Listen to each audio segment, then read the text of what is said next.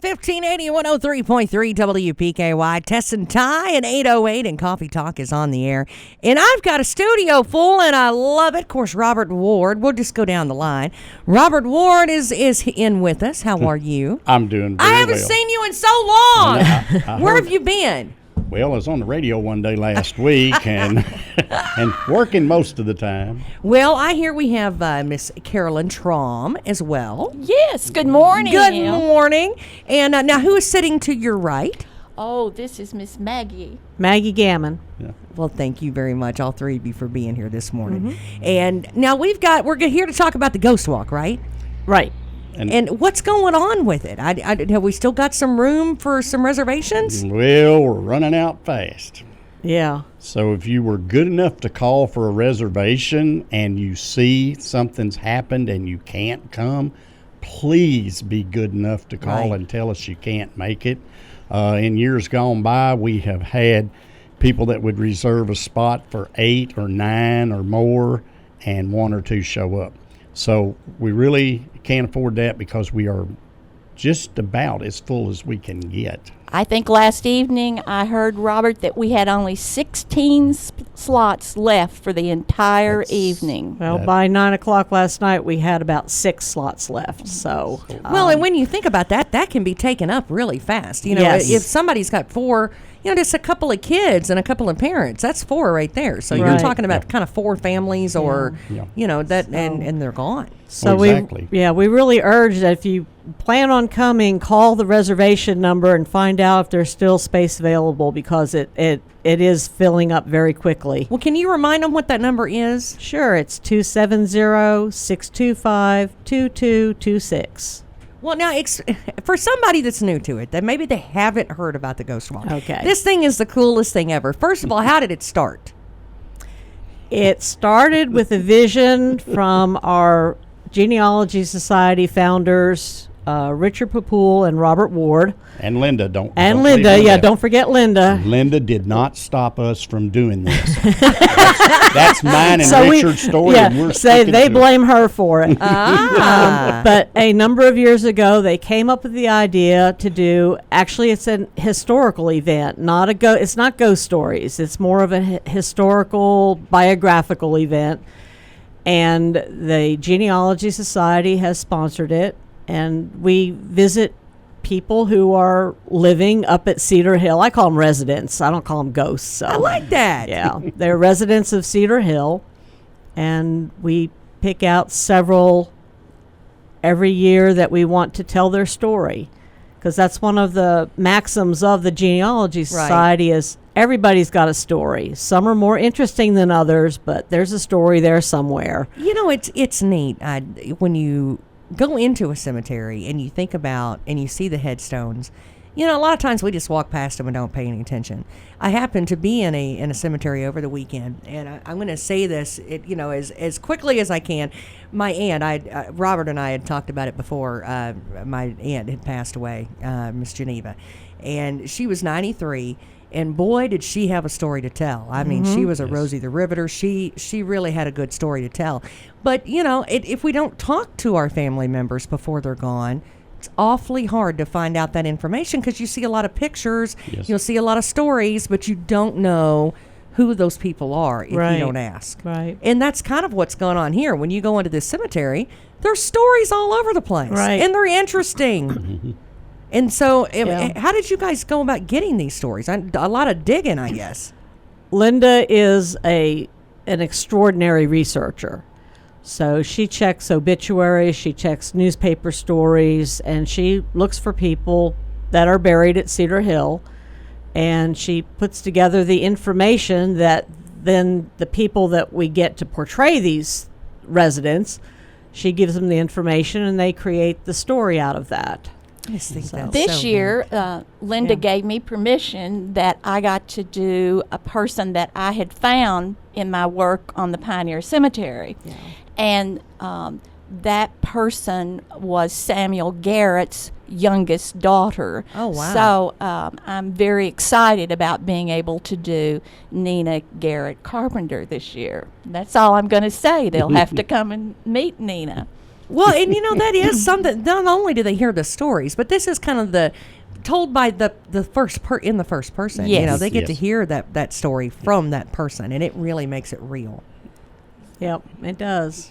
And now, if you're, and I don't want anybody to think it's going to scare the pants off the kids. It's either. not going it to. will not. Absolutely not. Will not. No. In fact, we So- encourage kids to come. Yeah. Well, and they think about a ghost walk being a Halloween thing, Yeah. or being scary for kids, and this is a learning tool, really, Right. because this kind of gets the kids involved, and it's kind of a movie, in their mind when they think about it. Well, all the people dress in costume, representing their character. They're not scary, of course, from the time period, and I think that gives the children another look into history as to how people were. Well, it does, because I exactly. think if you can make learning fun, I think that's when you can really get a kid involved. Exactly. Yeah, everybody's got a date on their tombstone if they're lucky enough to have one.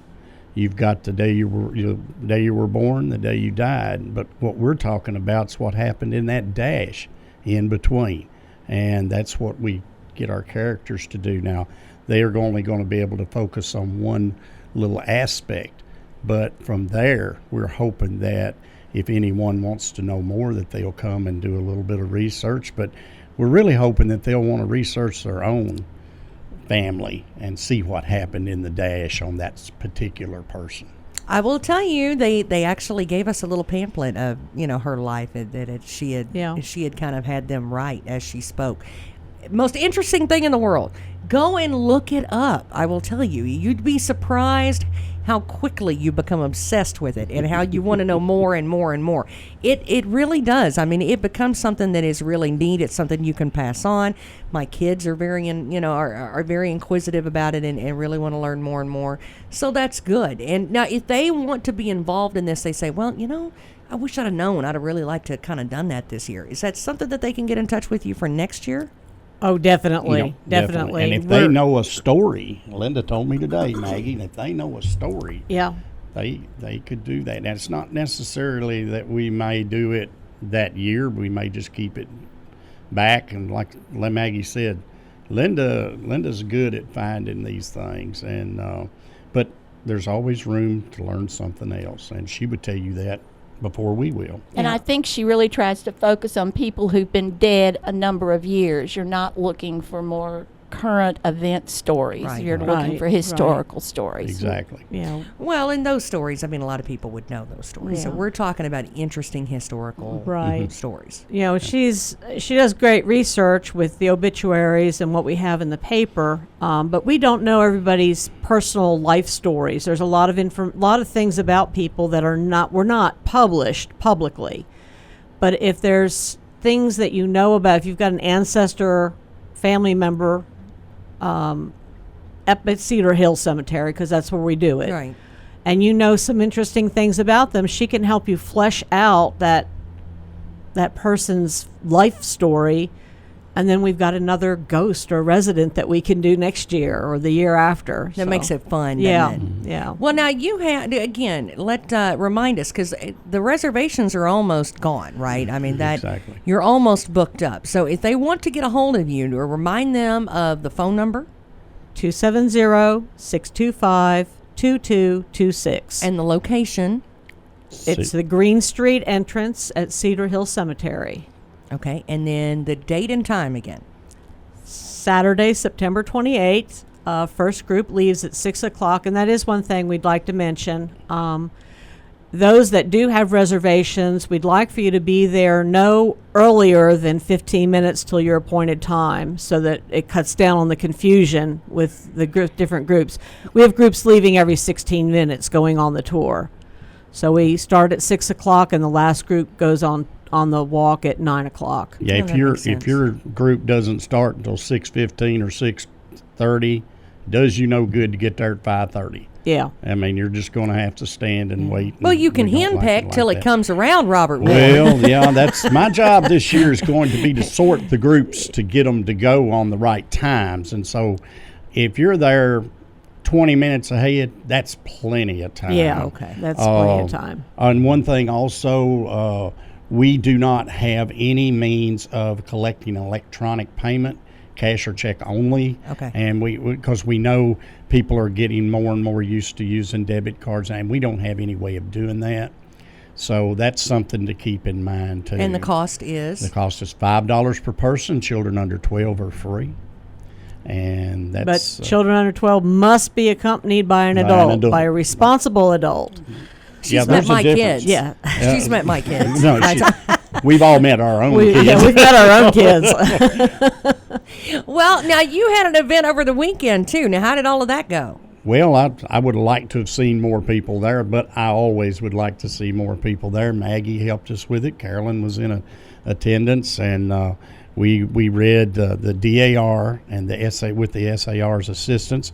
They read the preamble and the Bill of Rights to the folks in attendance, and I think it went pretty good, and we've got some ideas to do some extra things for the Declaration of Independence reading that we do 4th of July. And like I said, I always like to see more people there, but it don't matter. If nobody but us shows up, we're going to do it anyway. Well, and then they went from there to over at Adsmore, right? They had that option. Adsmore was a busy place yesterday, too, and we got them out. Ours came and went. They had plenty of time to go there. So don't never say there ain't nothing to do in Princeton, because there is. Yeah. There was plenty to do. Yes. We had, it's one of those scenarios where you had to pick and choose, Right. really. Mm-hmm. Yeah. And it's been that way for several months. It's not just Black Patch. Of course, that weekend, is always busy. Right. But I will tell you, every weekend has been I want to go to multiple things and I can't. Mm-hmm. So, I think that's wonderful. Is there, other than the Ghost Walk, is there anything else that's coming up that we need to kind of hit? Well, not right away. We'll get back on about that. But today, while we've got some time, we'd like Carolyn to talk about the Pioneer Cemetery. Yes. She has spearheaded the research and basically development of this project, and she knows so much more about it than we do. We'd like for her to have a time to talk about that. Sure. Of course, Robert's a part of this as well as Linda. He's got his fingers in everything, doesn't he? Oh, yes, They indeed. put my fingers in everything. Oh. Well, I'm just very excited that after a lot of work, and it was really with a blessing and the support of the city, we were able to file an application for a section of Cedar Hill to be designated as a pioneer cemetery. Now, people are saying, oh, what does that mean? Well, and there's no money attached. That's the first thing to say. But the thing that it does is it says that we have a community that had people buried in that cemetery who were in Kentucky before 1800, and we have people 10% in the section that we have were buried there before 1850. So a very, very old section, and it has been approved by the state. We now have sent another application to the state asking for a historical marker. Oh, wow. And if that occurs, I can assure we'll certainly be publicizing a dedication for that. Big time. Big time. But the thing I really want to point out is that the city is not responsible for the upkeep of those gravestones. They're only responsible for mowing and cutting weeds. And many of those stones, especially those that were put there in 1820 up to 1850, even some of them today, have been turned over, broken. So we now, the Historical Society, is looking at how we can help restore some of those stones. And we are really saying to everyone in the community, if you have family buried up there, go take a look. And especially if you walk on the Ghost Walk, look at some of those stones if you can see them and see the situation. And if you can, make a donation to the Historical Society, no matter how small. It will help in trying to get some of those stones replaced before they get hit by a mower and there's more broken Rick parts. Morgan and I have talked about that before. Of course, he's really involved with the Yes. cemeteries and in the he's county. with us on this He's- committee too, we should say. Judy There's- Bowes, Linda right. Ward, Rick Morgan, yes. Because these cemeteries, they fall into disrepair Oh. very easily if nobody, they get forgotten, out of sight, out of mind. And, they get forgotten if they're not regularly taken care of. And a lot of the cemeteries in our area, especially if they're next to a church, a lot of times they get regular mowing and that sort of thing done. But check in on that and see if there is an organization that kind of spearheads cleaning the cemetery that maybe your family is in. And there's usually a board, right? Well, on a lot of the cemeteries. a lot of this, a lot of the cemeteries do have like a perpetual care fund, which sometimes doesn't have more than $50 left in it. Right. But there usually is somebody that you can contact if you've got family members there, or if you're not sure and you want to find out. I was fortunate when Carolyn started her pioneer thing. She called me and said, "Isn't Wigginton one of your family names?" And I said, "Yes, it is. My grandmother's a Wigginton." She found my fourth great grandmother's burial site. Oh, wow. Her grave marker, cleaned it off and found Mary Bell Wigginton for me. So we're excited about that. Magic lady. Yeah. So I was so excited because they were our pioneers into Caldwell County in the early 1800s. Well, a lot of these monuments, they're not really even monuments. They're rocks. They don't look like what we think of as a headstone. They're very meager stone. But you must realize there is no fund for Cedar Hill Cemetery to redo.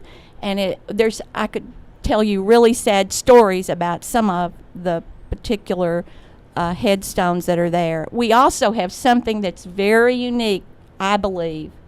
My husband would die. You don't put very and unique together. It's the same thing.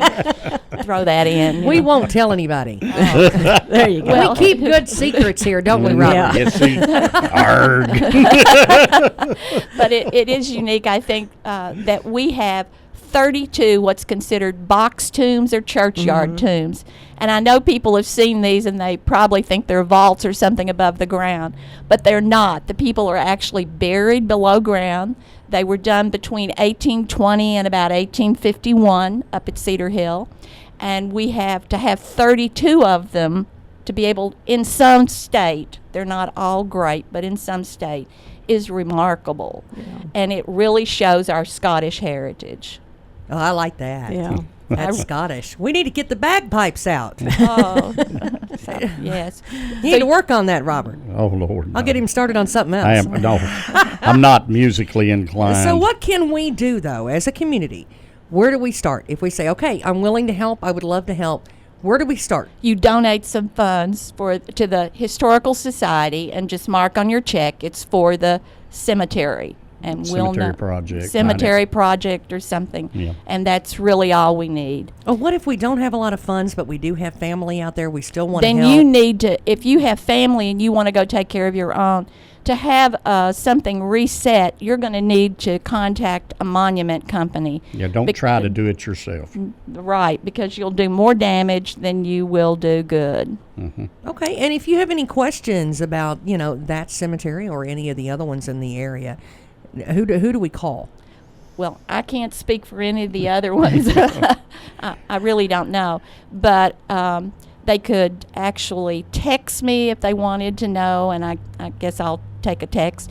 It's 270-339-8712. Well, congratulations on that designation. I think that's something. That's a lot of hard work. Yeah. Oh, Miss Caroline did it all. I'll just tell you. Oh no, no. Listen, we have another place to check for Philip Franklin. Philip Franklin. Please, everybody, give Philip Franklin Yeah. because and thank the Lord, the city already had the cemetery mapped. Or we couldn't have been able to do this. They might not have known who was in the grave, but they at least knew the graves that were there. Yeah, well, I didn't want to leave Philip out. I mean, he's been an important part of the work that she's been able to do. And that's why I say the blessing of the city, because without their blessing or permission, Philip wouldn't have been able to do that. Exactly. Now, with this designation, is that going to come? What comes next with that? Well, when you get it, it's really a recognition that the community was interested in their heritage and that they are wanting to make others known. So it's what comes with it then is what the community does with it. But in some places, people like to go to cemeteries to see these unusual stones. Other people want to go to find their family members, and once it's been people have been the names have been put on those graves in a designated spot, and the city will have that. And we're also working to update a cemetery book. Then there would be a real way they could go find it. So really, designations like that helps in tourism Yeah. as well. I mean, it's yeah. not just for personal things. It's also No. for our county and our tourism here. That really aids in that, right? Some of Right. these cities actually have it on their web page, their Pioneer Cemetery, and will have something about it. So. Now, if you're somebody too that is, maybe you are on the board for one of the cemeteries locally, maybe one of the older ones. There's a lot in my neighborhood out in Farmersville. There's a lot of older ones out yeah. there. If you're on the board like that and you say, you know what, I'd kind of like to research because I think we've got some. We may have something out here that would be of interest. Who do they contact for Genealogy library. that? Make sure that they get, they I ask got to those put this questions. plug Yeah, in. yeah. If you're interested in finding out about kinfolk that you have in any of the county cemeteries, Cedar Hill, any of them, the best place to start is the Glenn Martin Genealogy Library. There's a couple of older books on that's two different people have done on cemeteries, but they're very out of date. But they have updated all the obituary records. They're in the process of doing that. They have microfilm of newspapers for obituary records. If you start at the genealogy library, you can find most of the time you can you get a starting point. And there's some of it online too. And Find a Grave is a great place to start too. There's a lot of information put on Find a Grave for memorials for. I've even seen GPS location on that. A lot of times. All of the Cedar Hill will have a GPS location Yeah. every grave when we Yeah. finish. Oh wow! Yeah. And see, that's something right there. That's a lot of work right there. Yeah. Well, thank you so much for coming in on a Monday morning and letting us know about all of that. And kudos to everybody. That's a lot of Thank you. Don't lot of forget hard the work. ghost walk, and don't forget to let us know if you can't come. And if inclement weather. Yeah. If you're told that we are kind of full, keep calling back. We don't know. Okay. Something might open up. So just keep checking with the reservation. I call her the reservation coordinator. And if they have questions about weather or anything like that, they can just call the number. Correct? Yeah. Yes. Yes. Yes. Yes. We will say that let's see, the only thing that would keep us from having it is if we have a torrential downpour. Exactly. Sprinkles, we don't mind. A little cold. We had snow one year. Yeah. That's why it's now in September. Not I bet that would October. almost be kind of neat, though. It really is unless, and truly. unless you're It one of is the unless casters. you're one of the residents. I can see that. My feet were frozen one I was year. thinking ambiance, but I'm sure your feet weren't thinking anything about that. No, we froze one year, and one year we One year burned we up. burned up. So That might be Yeah. something that's going on this year. I will That's tell you. right. Hey, That's right. but thank you. We've got Robert Ward, Carolyn Traum, and Maggie Gammon with us, and of course with the Ghost Walk and the Cedar Hill Cemetery and the Pioneer designation. That is wonderful for that. So thanks so much for being with us. And if you've got any updates to that, let us know. we will. And Robert always has got something coming on and coming up, so he's going to be back with us, I guarantee, before too long. Hey, it's 8:31. Stick around. We're going to check in with Ty and see what he's up to next on 1580 103.3 WPKY.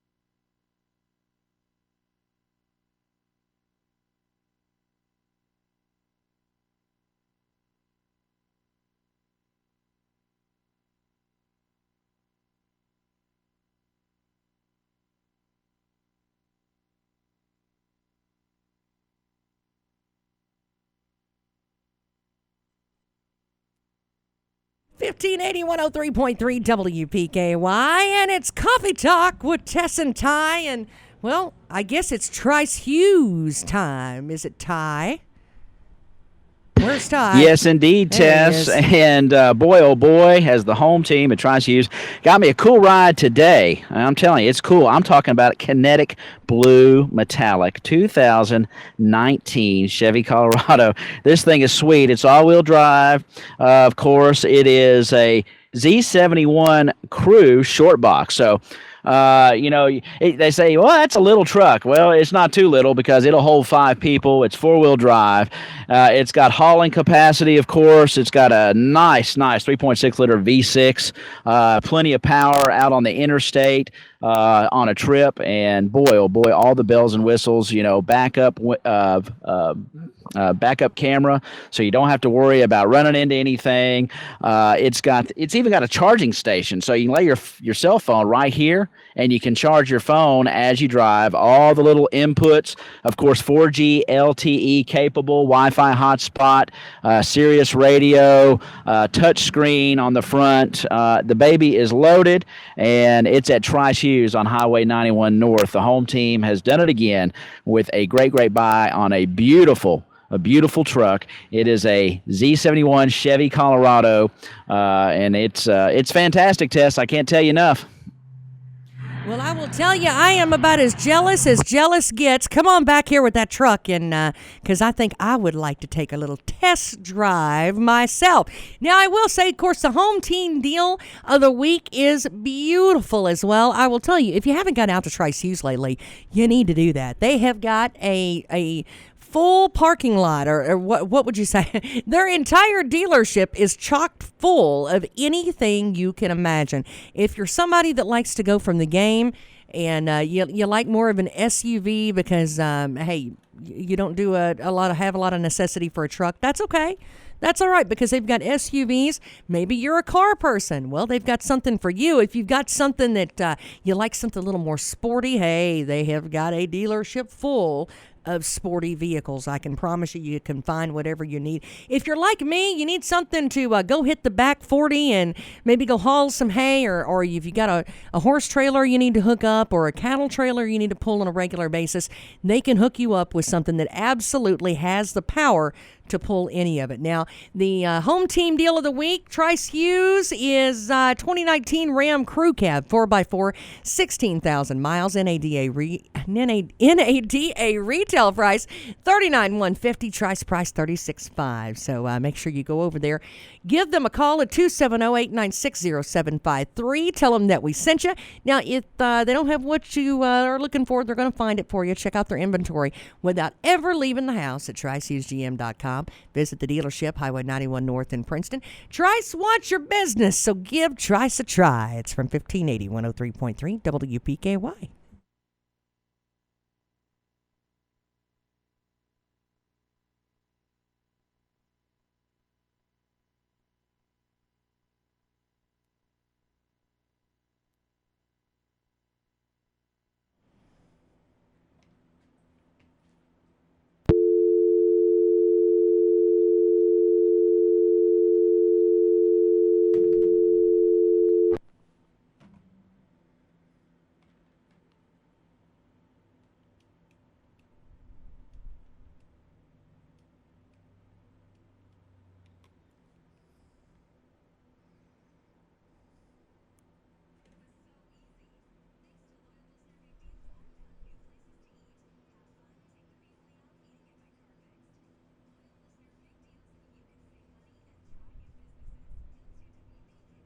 Hi, Mr. Jenkins. This is Tess Cowan with WPKY.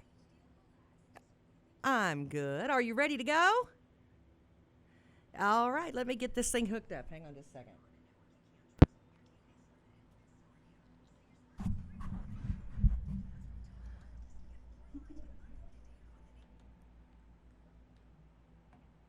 All right, are you there? Yes, ma'am. Holy Toledo, I did it right. That's a lot of buttons for a chick on a Monday morning, I'm telling you. All right, I'm going to go run and do the weather real quick, and I'll be back in just a second. Okay.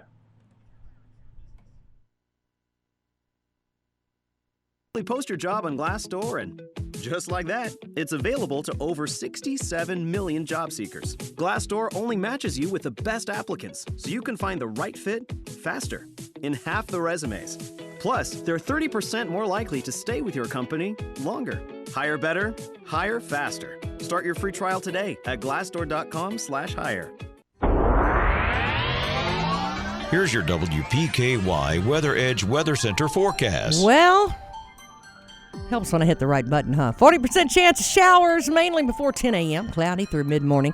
Gradual clearing, high around 83 by this afternoon. Now tonight, clear, low 55. Tomorrow for Soccer Tuesday, sunny, high 82. And then on Wednesday, 20% chance of showers with thunderstorms, partly sunny, high 84. It is 74 at 1580, 103.3 WPKY. Your WPKY Weather Edge Weather Center forecast is brought to you by Penny Rowell Home Medical. Are you struggling to afford health care or medications? Let Health First help you. Whether you're insured, uninsured, or underinsured, you will still be cared for at Health First Community Health Center. We offer financial and prescription assistance to all those that qualify, which is based on income and household size. Contact our office for more information at 365-9455 or visit our website. Same-day appointments and walk-ins are always welcome. Located at 1100 South Jefferson Street in Princeton. At Health First, your health is our first concern. 1580, 103.3 WPKY, Tess and Ty and Coffee Talk. And guess who is on the phone this morning? Gabe Jenkins from the Kentucky Fish and Game. Good morning.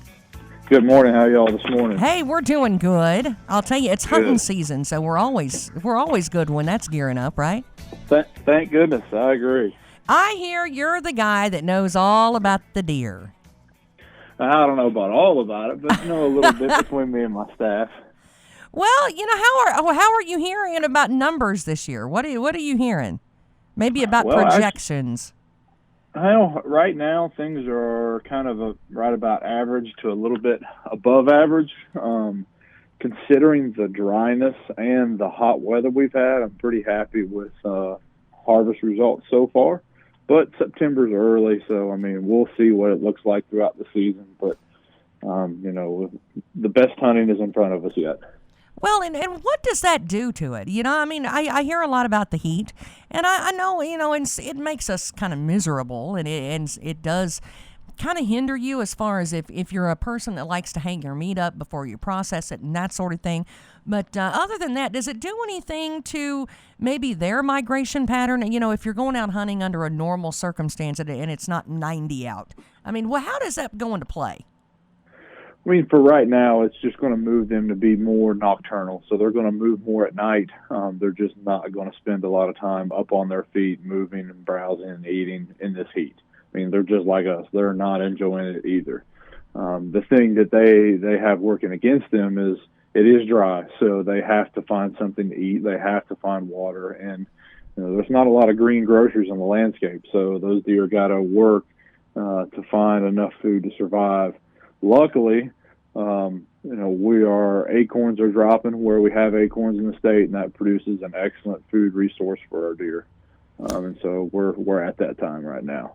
Well, and of course, folks with the food plots, right? I mean, that's something else that does help along the way. If you got food plots in and got some rain, I know a lot of folks, if you would have had green plots right now, that would have gone in the spring. You should have been able to have those up. Just kind of depends on when you want your timing of your food plot to be green now as opposed to November. So I know a lot of guys are trying to get them in August, but we've not had a lot of rain to get those seeds to germinate for a November or December fall food plot. Well, what kind of numbers are we getting score-wise as far as what's being turned in? It's all anecdotal at best. For us at this time, we see pictures, we hear things, people talking. We saw some good deer opening weekend. We usually shoot a lot of big deer opening weekend, but our season started late this year, so we always start on the first Saturday in September. And because of the calendar shift, that can be as early as September the 1st or as late as September the 7th. And it was as late as it could be this year at September 7th. That first week of the season is very pivotal for buck harvest, especially big buck harvest. At that time, most of them are losing their velvet, so the velvet on their antlers. If if they've lost their velvet, their whole pattern changes. It's like as soon as that velvet comes off and those antlers harden, those deer transition into a different pattern, and they're more nocturnal and they seem to move. A deer that's, especially a buck, when he's in velvet, he's very predictable, very patternable, usually around a food source. So we usually see a lot of big deer hit the ground when they're in velvet. That usually happens in this state about the first week in September. So we have this big transition period in our bucks that week. So where that season date starts really affects the number and the quality that we take. So we expected it to be a little down, and we saw that in our harvest for mature bucks. Well, and when you talk about, the shedding and that sort of thing, now a lot of people actually go out to pick up the antlers, when they shed, and that's okay, right? I mean, is there Absolutely. There's no limit or anything like that. If you see a couple of nice racks, you can pick those up.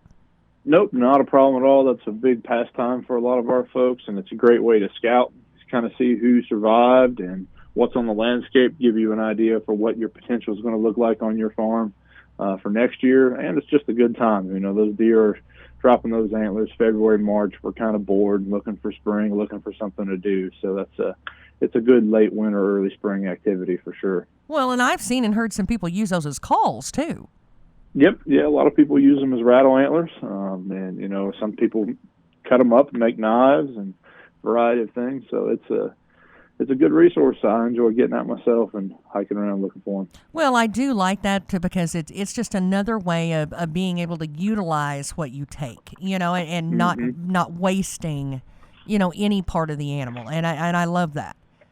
Absolutely. I think that's become more and more popular, or that I've seen anyway, on social media, where there's people really suggesting a lot of things to each other on how to utilize that and what to do with different parts.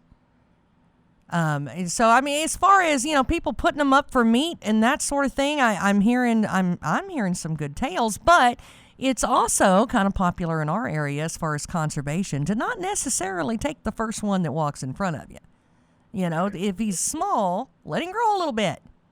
Right. I mean, especially for those bucks, we get one buck in this state, so whatever makes you happy. But, we're pretty blessed as a hunting community to have a lot of nice trophy quality animals. So, letting some of those younger deer pass for a more mature deer is definitely a hunting strategy that many of us partake in. But, you get one, so whatever floats your boat, really.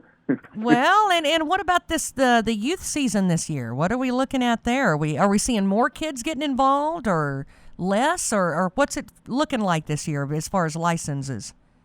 Well, the youth season, that early youth season for us, it's all dependent upon weather. It's a hard time to get youth in the field just because there's so many activities with school and stuff going on. But if the weather's conducive, we see an uptick in participation in harvest. Parents, grandparents, friends, doing a lot right now to kind of get them prepared. If you've got a kiddo that you're taking, especially a new kiddo here in another week or a couple weeks, you need to make sure you're out there with those kids, shooting those guns, getting them familiar with it, getting them ready so they're comfortable. The worst thing you want to do is lay a firearm in front of them they've never shot before. So get them on the range, get them comfortable, make it enjoyable for them, get them a good chair somewhere where they could have fun, take snacks, and make it an enjoyable experience. That's one thing that we always did was we always took a snack, and whether it was cold fried chicken from the night before or a cracker or an apple or something, we always had a snack. Yep, for sure. I know I've taken my kids. They're both young still, but they're not able to hunt yet, but I've taken them, and they love it. They love to color pictures and eat and just have a good time and look. So, make it an enjoyable experience, and think about that, and that'll make a sportsman or sportswoman out of them one way or the other. Well, we were actually we were talking to one of the people that actually take out or guides, I guess I'll call him. He's a guide for that, and we had a conversation about, do we think that the numbers are there now for people that actually hunt their own land versus people that go somewhere to hunt someone else's or lease, or maybe they're coming in from out of state. So what are those numbers like? Are we increasing to where more people are not on their lone land hunting, or are we still kind of on our own place here in Kentucky? Well, we're seeing that shift. What's happening is we're seeing the parcel size of a farm change. It's getting smaller and smaller to where, the average farm size is less than 100 acres now. So people are more and more looking for places to hunt that they don't own. And whether that's public land or a lease or a guide or, a friend that allows them to hunt. So we are seeing that shift. I mean, just like we've seen the shift, and we used to be a rural community, and now we're basically an urban state. When you look at population size and where the people are. So we are seeing that shift as well. It's one thing we're trying to be cognizant of an agency to provide as many places to hunt as we possibly can for sportsmen and women in the state. So for sure, it's definitely something we're seeing change over time. Well, and I'll tell you, I'm one of the first ones when I'm sitting out there in that tree stand and I'm seeing additional people and additional people and additional people. And you think, oh, it's getting crowded, man. There's too many out here. But, when we think about it, we need to stop fussing about that because it really does increase the tourism in our area. It brings extra funds to our area. And I think really and truly the revenue in the state of Kentucky that's born out of hunting in general, it kind of shocked me because it's really and truly, I think, more than what people think. Oh, from our numbers based off of just deer hunting alone, deer hunting in the state of Kentucky brings in an annual economic impact of $550 million in this wow. state. So, it's a huge number.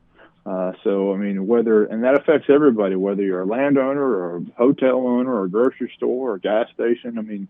Those hunters stop at all those places, buy things, sporting goods stores, all that's good, and it affects everybody. Well, and it comes down to the farmers as well, because even down to the corn and the beans and those sorts of things, especially the corn. When we talk about when they're buying stuff for baiting and things like that, that's a huge industry right there. Absolutely, it is, and it provides a lot of our farmers another means or a mechanism to sell some of their grain if they get it in late or have issues getting it out. So that's definitely a good resource for our folks. Oh, what are the rules on that? Do you put it out now? What are you supposed to do with that? Good question. So you can't bait in the spring. That's the only time that you're not allowed to put corn in the landscape, and that's mainly related to turkeys. Turkeys are very susceptible to bait and they pattern pretty easy. So you can put corn around the curtilage of your homes or your yard, that kind of area. I believe it's the March the 1st through the end of May. But the rest of the time you can feed and bait deer anytime you'd like. Now, do you have to watch how close to a road you do that? Those thoughts all need to be going in your mind when you're placing bait stations. What am I going to increase the chances of? So stay away from the road, stay away from where people can see them all the time. And I would also encourage the folks that do like to feed and bait to move those places around. We do know that feeding and baiting can increase disease and disease transmission. So the more you can spread it over time, so you might have a bait pile here one year and then move it somewhere else and move it somewhere else. And I'll put it in the context of like a buffet. When we all go to a buffet, if nobody's washing the dishes and cleaning the utensils, we're going to get sick. So the more you can move that around for those deer, they're congregating in one place, move it, keep that moving, it decreases your chance of spreading disease. So well, and I when encourage folks to think about that. When we were talking about that, it's kind of like the kids going to school and getting together again. You get them all in one small location, they're going to get sick. Well, and that's, when we talk about that, now we've had, several in this series where we started out as a 4-part series, and we said, you know what, we're just going to keep on going until we've kind of kicked all the different corners of it, and we're still going right now. One of the things was we've had a veterinarian in. We've had, of course, our local extension office in. We've been talking to a lawyer about leasing and that sort of thing. So, we're trying to hit all aspects of it. And the one thing about people coming in and, we see all these news stories about how, it's been found, just a couple of states over, or here it comes. What we need to really think about with these viruses, is that the flu runs through us too, right? Mm-hmm. As humans. And is this mosquito borne a lot, or what causes it to do that? So we have two different diseases when we think about deer that most people are aware of. So EHD, or blue tongue hemorrhagic disease, it's one we're experiencing right now in the state. And for the most part, we see it every year in Kentucky. And that's it's a virus, like you said, similar to the flu. If you understand how the flu works and the multiple different strains of the flu, it behaves similarly. It's caused by biting midge, or like a little fly, like a no-see-um. And we experience these outbreaks during dry periods in the state. And so like right now, those midges, they need that muddy, exposed banks along the water to breed. And so it's kind of a vicious cycle. That's where the deer go to get water. That's where the deer go to get cool. That's where the midges are, and they're bitten. Most of our deer are naive to the disease. They've never been exposed, and most of the time when they're bitten, they usually succumb pretty quickly, 24 to 72 hours. We do know that some deer are good and healthy, and they get a low dose, and they're able to survive, just like the flu. They are then able to produce antibodies and have some resistance to it through time, and they're able to, if they're a female, able to pass that resistance off to their offspring. So we definitely have herd immunity in this state. Where you guys are, most of your listeners, we get HD reports every year. So we know there's herd immunity going on. We know some of our herd is resistant to the disease. Some of them aren't. So we expect to lose some. There's nothing we can do about it. There's not a treatment or a vaccine or something you can give them. It's just got to run its course. Well, and one of the things that we want to preach about with that, though, is education. Know right. what to look for. Know what it looks like. Don't let it keep you in the house. Educate yourself. Correct. I mean, it's going to work through its system. These deer a lot of times look perfectly healthy, perfectly normal. They're just laying there dead. A lot of times they're associated around or near a water source, or what used to be a water source. In the final stages of the disease, they're really hot. They have a high temperature, so they're trying to get in the water, trying to get to that cool area to bring that temperature down, and they're just simply not able to do that. Well, now, what if you find one on your farm? I mean, because we have a lot of farmers in this area. If you find some on your farm, we don't want everybody to get really scared and freak out and not know what to do. And as a farmer, when you've got 50 head of cattle sitting there in that same field, you get scared. I mean, it just happens. So what right. do we do when we find one on our property? Biggest thing is, get it out of the water source. If it's in a water, get it away from where, you're going to be or other critters could be. And, if you've got the means to bury it, but just get it away from where other animals can get into that carcass. The thing that we ask is that you contact us and let us know. So we record all of our reports, and it helps me as a manager look at how severe the outbreak is. And you can do that a variety of ways. You can contact your local biologist or your local officer. You can call us at our information center at 1-800-858-1549. Or you can get on our website, and right on the front of our website it says report sick or dying deer. And there's an online reporting form that takes about a minute and a half to do. It's really quick. I mean, you're simply telling how many dead deer you found, what county it is, and your contact information. But that's going to help you so much in the long run and help Fish and Game do its job, right? Absolutely. It's a huge resource for us. I'm able to look at that. I'm able to look at what our harvest looks like for that year, our participation by our license sales, and try to gauge how severe the impact was.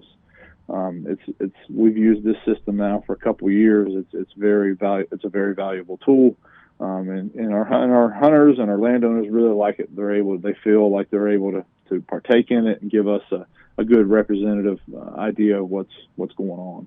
Well, and I think what some people forget about is that hunters are largely conservationists at heart, because they really would like to keep our natural resources there because it gives them the ability to do what they love. Absolutely. And I will say we produce a map. We've been producing a map every 2 weeks on where all the reports are coming from, where we've actually confirmed the disease. and so people are able to get a feel for the severity and the size of it. But I will does that say, include the wasting thing too, and not just the blue tongue? No, this is just the blue tongue and hemorrhagic disease. Okay. I will say that even if your county's got a few reports, don't let that deter you. Right. A couple of years ago, I had a guy call and said, "Man, I don't think I'm going to go hunting." And he said, "We've had a report of EHD in the county." And I got online, and we had one single report, and it was actually in your guys' listening area. And I was like, "Man, there's nothing to be concerned about. We didn't even confirm that's what it was. We just had a report that was suspicious death. So please go hunting. If you see a bunch of dead deer on your farm, you can make that choice as a landowner, as a hunter. I mean, you're managing that population anyway. So if you lose a handful of them, maybe you don't take as many deer. If you're not losing any and you don't know of anybody around you, you need to act like you normally would every year." Well, and when you think about that, I mean, this is also controlling the population, which is also controlling the spread. So if, we all sit at home and we don't go hunting, then we're going to make it worse, in the long run. Yeah, I mean, and it's especially it can be worse in areas where we have overabundance of deer. I mean, it moves through the system quickly. So, I mean, you hate to lose them that way. You'd much rather hunters enjoy them and be able to harvest those and take the meat for sure. Well, and that's why one of the reasons why we even started this whole series is because we wanted people to be knowledgeable about it and to be informed and not scared. And, years back, my dad and I got one, and it had some sort of a tumor that, we found once we had hunted.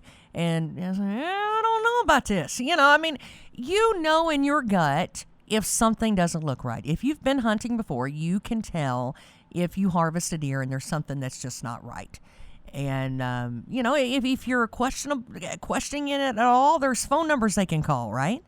Yep, they can call us. They can get to us. You can contact your local, like I said, local biologist, local officer. If they don't know, they can get to the experts. But we answer those kind of questions all the time. What do you think this is? Does this look right? What is it? To try to give our folks the best idea of what's going on. Well, thank you so much for taking a call this morning and for helping us out. And, hey, I'm really interested. I'd like to talk to you again here pretty soon so that we can kind of keep an eye on what's going on deer hunting-wise. Sounds good to me. Like I said, the best is yet to come. That's the good part about deer season right now. Well, I'm expecting a 30-point buck. What is the name of that song, the 30-point buck? That's what I'm expecting. Have you seen the 30-pointer? That's what I want to know. Hey, that's what I'm looking for this year. I don't know about you. Hey, well, thank you so much, Gabe Jenkins from Kentucky Fish and Game. We sure do appreciate you being with us and hope to look forward to you being with us again. And we're going to make that happen as soon as we can. I promise that. 9:02 with Tess and Ty and Coffee Talk. Stick around. Of course, still to come this morning, we've got Miss Audrey Lamb is going to be in with your full newscast. Todd's going to be around with your sports, and we're going to get you caught up on all things Caldwell County. It's coming up next at 1580 103.3 WPKY Princeton.